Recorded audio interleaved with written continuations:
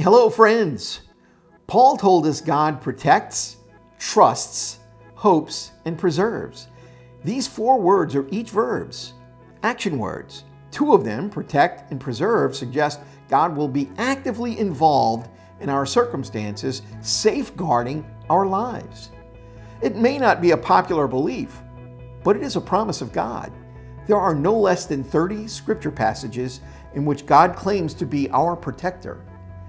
I believe He wants to be our protector, and He will be if we invite Him to do so. He said, "If my people who are called by my name would humble themselves and pray, I will hear from heaven and heal their land." Godspeed, my friends. Have you ever wondered what God is like? At times, He's been depicted as a malicious and overbearing dictator, and other times as an uninvolved and impersonal force. Some say we can't put God in a box.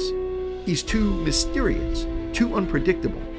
Sometimes it seems that the Bible has already placed God in the box of mystery and unpredictability. But if we connect all the dots the Bible presents, we actually can find the box that God fits into. And we might be very surprised when we clearly see the God who fits into that box.